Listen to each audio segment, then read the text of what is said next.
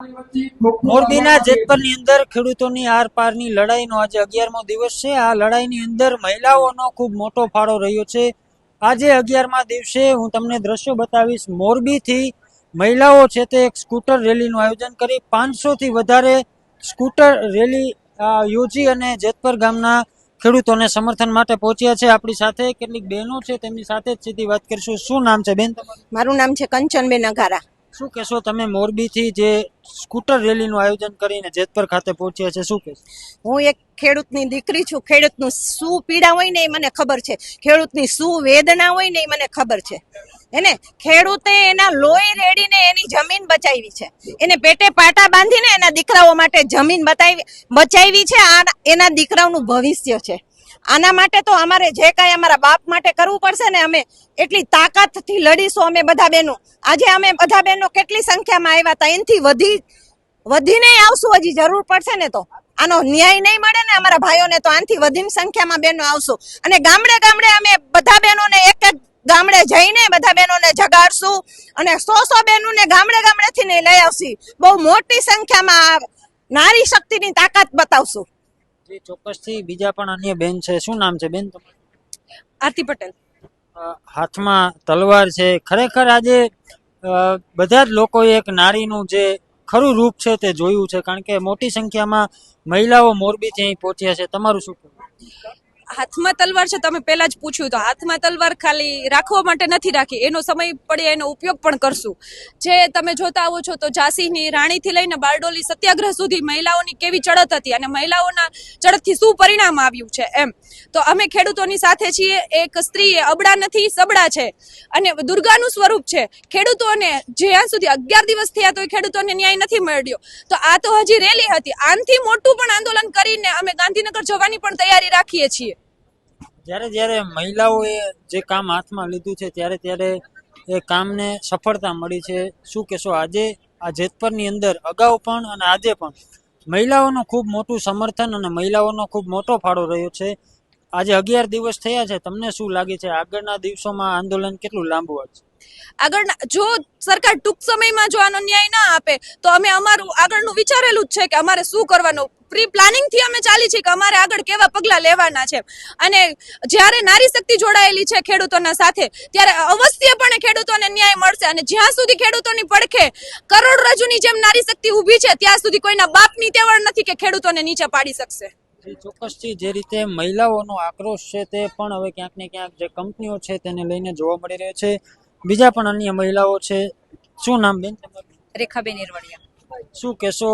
જે રીતે 11 દિવસથી આ છાવણી ચાલી રહી છે, 6 થી 7 જેટલા ખેડૂતો ઉપવાસમાં જોડાયા છે, પરંતુ હજુ સુધી કોઈ હાલચાલ પૂછવા પણ નથી આવ્યું। શું કે 11 દિવસથી જે ગાંધી ચિંધ્યા માર્ગે ચાલી રહ્યા છે, અને જો પણ આ મૂંગી બેરી આંધળી સરકાર જો ધ્યાન નથી આપતી તો અમે આ નારી શક્તિ હવે અમે જાગૃત થઈ ગયા છીએ। આજે અમે રણચંડી બની અને ઝાંસીની રાણી બનીને અમે નીકળ્યા છીએ। અમે સાથે લાલ ચુંદડી પણ ઓઢીને આવ્યા છીએ, કફન સાથે લઈને નીકળ્યા છીએ। હવે સરકારને જોવાનું કે આગળ શું થશે।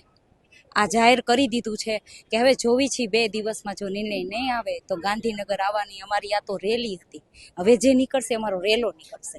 મહિલાઓ ગાંધીનગર જશે? મહિલાઓ બધી, મારી દીકરીઓ જશે, વહુએ જશે, બહેનો જશે, બધા જશે, મહિલાઓ જ જશે। અને જ્યાં સુધી ન્યાય નહીં મળે ત્યાં સુધી ગાંધીનગર જ રહેશું, ત્યાં સુધી પાછા નથી આવવાનું। સરકાર સાનમાં સમજી જાય તો સારું છે, નહીં સમજે તો તૈયારી રાખી જજો, અમે તૈયારી સાથે નીકળવાના છીએ। ખેડૂતો કાયમી માટે પીસાતા જોવા મળી રહ્યા છે। આજે મહિલાઓ આગળ થઈ છે ખેડૂતોના સમર્થન માટે। તમને શું લાગે છે, મહિલાઓ આગળ થશે તો ખરેખર ન્યાય મળશે?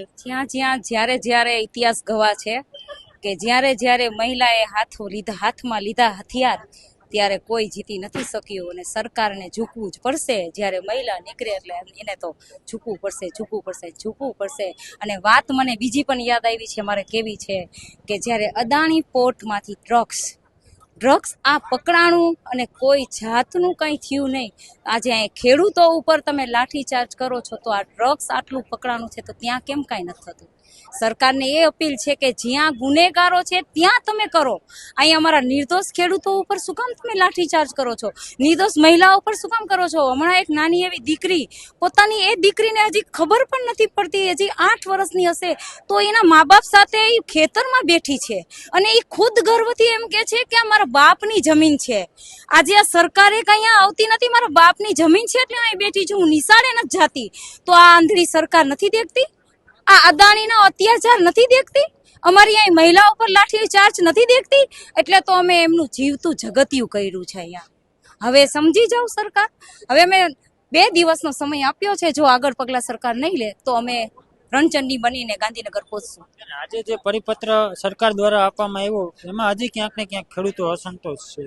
જ્યાં સુધી ખેડૂતો અસંતોષ છે ત્યાં સુધી અમારી લડત ચાલુ રહેશે. જ્યારે ખેડૂત ભાઈઓ એમ કહેશે કે હવે અમારી માંગ કમ્પ્લીટ થઈ છે, પરિપત્ર મુજબ જે એમની માંગ છે 3, એ માંગ પ્રમાણે જો એ આપણને પૂરું કરશે ત્યારે આ આંદોલન બંધ થશે. ત્યાં સુધી આંદોલન બંધ થાય. હવે આ એક ખાલી જેતપર ગામનું આંદોલન નથી, આખા ગુજરાતનું આંદોલન છે. આજે જેતપર છે, કાલે મારા ટીકર ગામમાં થશે, કાલે અજીગઢમાં થશે, બધા ગામથી લેતું જશે તો બધાનો પ્રશ્ન છે. આજે બધા ગામડેથી સપોર્ટ અહીંયા આપવા આવે છે.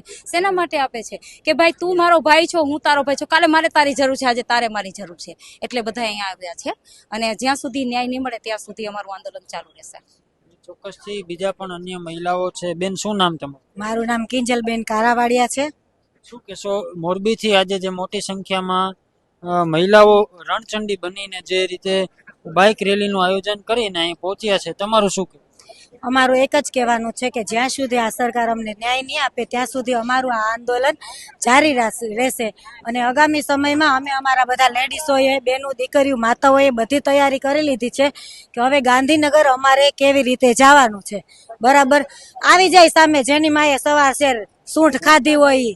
બરાબર, અમે નમવાના તો નથી અને ઝૂકવાના નથી. જે કરવું હશે ને એ અમે બહેનો કરશું આગળના સમયમાં. બહેનો દ્વારા ખેડૂતોને ખુલ્લું સમર્થન આપવામાં આવ્યું છે. બહેનોનો ફાળો જેતપરની અંદર મોખરે રહ્યો છે. તમને શું લાગે છે, બહેનો આગળ થઈ છે? કેટલા સમય સુધીમાં આ આંદોલન માનો કે સરકાર સમેટવાની ટ્રાય કરશે? એ 2 દિવસનો સમય અમે આપ્યો છે. જો 2 દિવસમાં કાંઈ પણ જવાબ નહીં આવે તો અમે ગાંધીનગર જવાની અમારી પૂરેપૂરી તૈયારી છે. આજે હું અદાણીને એટલું જ કહેવા માંગીશ કે આ તો હજી અમારી નારી શક્તિનું ટેલર હતું, હજી તો પિક્ચર તો બાકી જ છે અદાણી. એટલે સમજી જાજે, સાંજમાં અમે શાંતિથી સમજાવી છીએ. જો નહીં સમજે તો અમારી નારી શક્તિ ગાંધીનગર છેક સુધી પહોંચવા તૈયાર છે. અને જો તે અન્ય રીતે તે જવાબ ના આપ્યા તો અમે નારી શક્તિ પાછી નહીં હટીએ. આ રણચંડી અમે દુર્ગા બનવા પણ તૈયાર છીએ. ત્યારે હું કહું છું અદાણીને કે નહીં ચાલે અદાણી, તારી દાદાગીરી નહીં ચાલે સરકાર, તારી દાદાગીરી નહીં ચાલે. ના અમે પોલીસથી ડરીશું, ના અમે સરકારથી ડરીશું. બસ હકની સાથે રહીશું, અમે અમારો હક લઈને રહીશું. જય જવાન, જય કિસાન.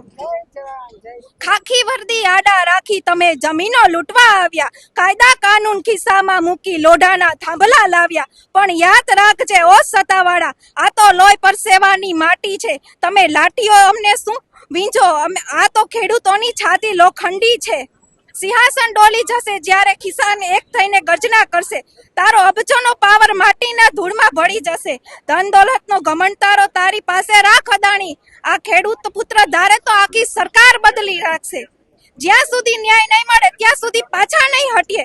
તમારી લાઠીઓ અને જેલથી અમે ક્યારેય નહીં ડરીએ. ખેડૂત એકતા જિંદાબાદ, અવાજ ગુંજશે આકાશમાં. અમારી જમીન, અમારો હક લખી રાખજો ઇતિહાસમાં. જય જવાન, જય કિસાન, નારી શક્તિ જિંદાબાદ, જિંદાબાદ. ખેડૂતો છે તે આજે 11 દિવસથી ઉપવાસ છાવણીની અંદર ભૂખા પેટે ઉપવાસ કરી રહ્યા છે, પરંતુ હજી ક્યાંક ને ક્યાંક જે સરકાર છે તેમના પેટનું પાણી નથી હલતું. ખેડૂતોની જે 6 માંગણી છે તેમને સરકાર સમક્ષ રાખી છે. આજે સરકાર દ્વારા જે પરિપત્ર છે તે મોરબી જિલ્લાની અંદર પ્રસ્થાપિત કરવામાં આવ્યું છે, પરંતુ તેમાં ખેડૂતોનું એવું કહેવું છે કે હજી ક્યાંક ને ક્યાંક તેમની માંગ છે તે સ્વીકારવામાં નથી આવી. તેના કારણે જે સરકાર દ્વારા ખેડૂતોને જે આમંત્રણ આપવામાં આવ્યું છે તે આમંત્રણનો અસ્વીકાર છે તે ખેડૂતોએ કર્યો છે. અને જ્યાં સુધી ખેડૂતોની પૂરી માંગ નહીં સ્વીકારવામાં આવે ત્યાં સુધી આ આંદોલન છે તે કાયમ રહેવાનું છે. અને મહિલાઓનો પણ એક હુંકાર છે કે 2 દિવસની અંદર સરકાર જો સાનમાં નહીં સમજે તો મહિલાઓ રણચંડી બની અને ગાંધીનગરની અંદર જે રીતે કહી શકાય કે ધામા નાખવાના છે તેવું પણ કહી શકાય. કારણ કે મહિલાઓનો આક્રોશ છે તે ક્યાંક હવે પૂરી રીતે દેખાઈ રહ્યો છે. મહિલાઓ હાથમાં હથિયાર અને એક સ્કૂટર રેલી યોજી 500 થી પણ વધારે બાઇક લઈ અને જેતપર ગામમાં ખેડૂતોના સમર્થનમાં પહોંચી હતી. કેમેરા પર્સન મિત પરમાર સાથે રાજેશ જોશી, BS9 ન્યૂઝ, જેતપર.